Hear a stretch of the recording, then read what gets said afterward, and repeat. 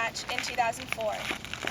Today, we are a 501c3 organization dedicated to connecting students with veterans in order to record and preserve the stories of their service to our nation for future generations through the Veterans History Project at the U.S. Library of Congress in Washington, D.C. We have contributed over 480 of the more than 80,000 veteran stories in their collection.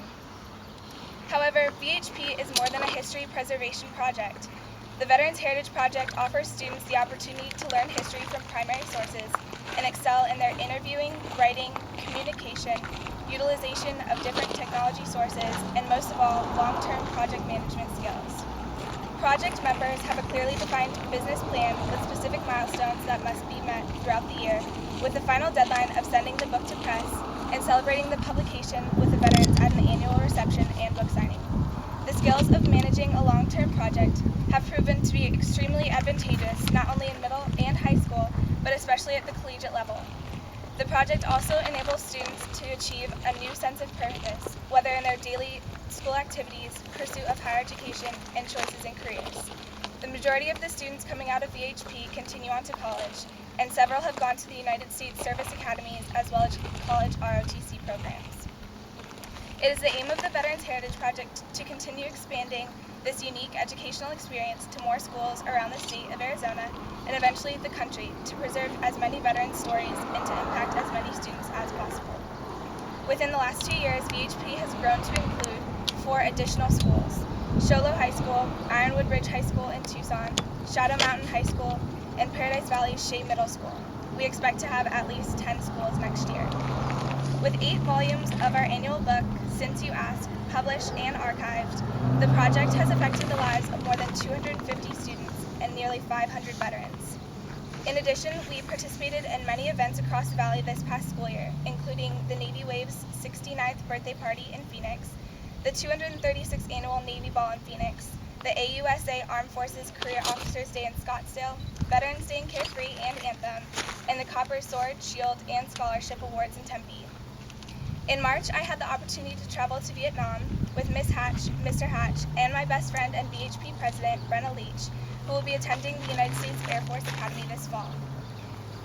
We visited Ho Chi Minh City, Saigon, Da Nang, and Hanoi, where we toured war museums, war sites, engaged in the Vietnamese culture, and most importantly, felt connected to the Vietnam veterans whom we have interviewed for the project, and also those that sacrificed their lives for our freedom. In April, at our annual reception and book signing, held at ASUS, to celebrate the 8th edition of Since You Asked, we had over 600 attendees.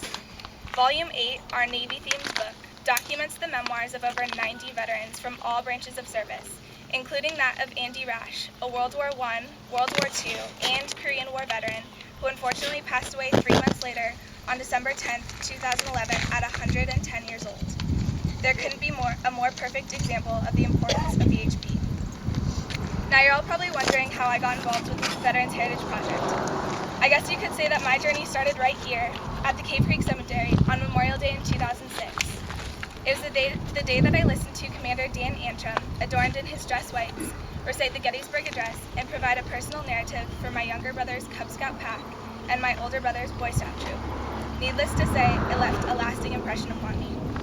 Fast forward 3 years to the morning of October 23rd, 2009, and imagine my surprise when Miss Hatch, my sophomore history teacher at the time, informed me that I was to be conducting an interview with Commander Dan Antrim that day after school. Little did I know, but my dad had ensured that Miss Hatch would recruit me to join the project, though I had originally passed on the opportunity due to a busy schedule. I remember that first interview with Dan quite clearly. I can recall that Commander Daniel Elwood Antrim graduated from the University of Arizona through the Naval Reserve Officer Training Corps program with a Bachelor's of Science in Education and later became a naval aviator. I remember being outside because between the birds chirping, the wind chimes alerting us of the incoming storm, and the multiple airplanes flying overhead, it was quite difficult to accurately transcribe those interview tapes. And I can also recall that after more than 3 hours, I was getting a bit antsy to leave as I had tickets to the U2 and Black Eyed Peas concert that evening. But above all this, it was at that moment that I distinctly remember being fascinated with and feeling a calling towards the armed services. I wanted to become a part of the storied institution that Dan discussed in his memoir. Because of this, I took immense pride in the writing of his essay, wanting to honor his service and hold it in the highest regard. With no prior military knowledge, I was forced to consult numerous websites in order to understand certain traditions and terms used in the armed services. Even after my first draft was approved by Ms. Hatch, I rewrote Dan's account a second and third time before submitting it to him for a final review. I'll be honest, it took a while for VHP to grow on me.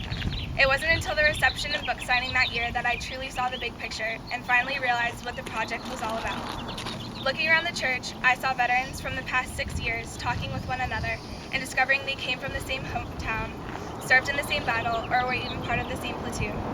I saw students visiting with their veterans and families, catching up and talking about plans for the future. It was incredible to see so many people bridging the generation gap and making friends with individuals they would have never had the chance to meet without the Veterans Heritage Project. It was safe to say I was hooked. Once again, I spent Memorial Day that year, 2010, here at the Cave Creek Cemetery, listening to Commander Dan Antrim speak.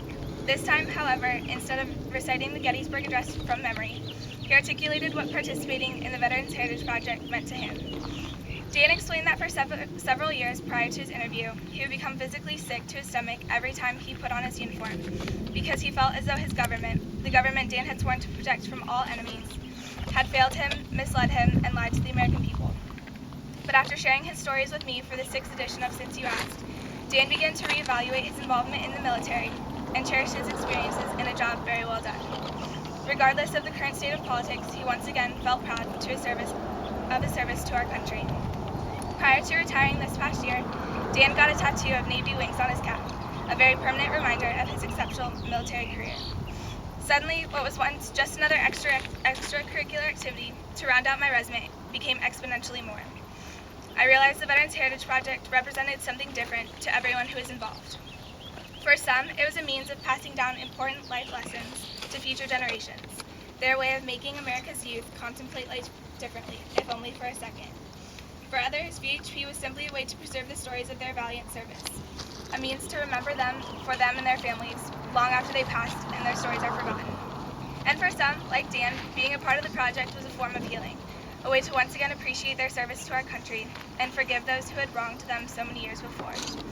For me, the Veterans Heritage Project was a way to satiate my selfish desire to help people heal, to provide myself with a fulfilling happiness one can only obtain through serving others.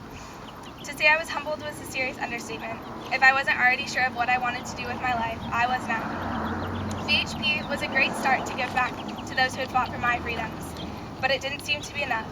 My work with the Veterans Heritage Project has led me to want to become a part of the Naval Reserve Officer Training Corps Nurse Corps through the NROTC college program.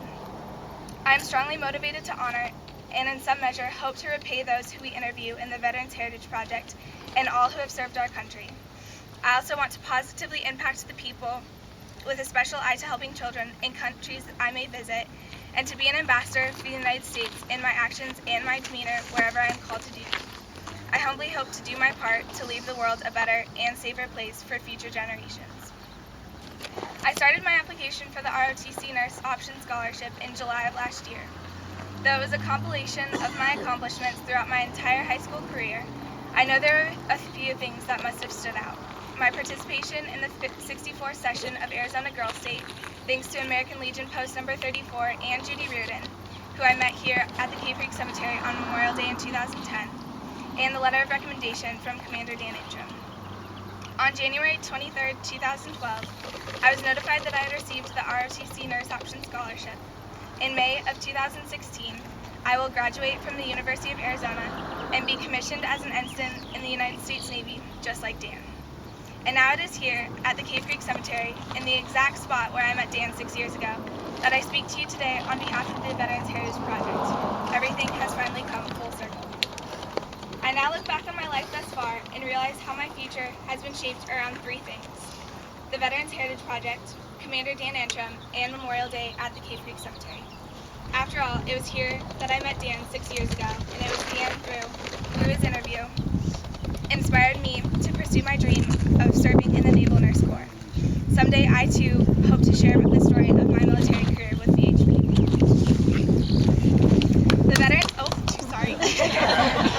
The Veterans Heritage Project needs your support to continue expanding and interviewing more veterans. through Arizona tax credit form, make tax-deductible donations to the 501c3, or purchase our annual books. Please visit www.veteransheritage.org for more information. Lastly, and most importantly, please remember to honor our servicemen and women today and throughout the year. To the veterans who are present this morning, thank you for your service. To the veterans who fought and died for our freedom, thank you for your sacrifice. You will never be forgotten. I can assure you that my generation truly understands that freedom isn't free. Thank you again, and happy Memorial.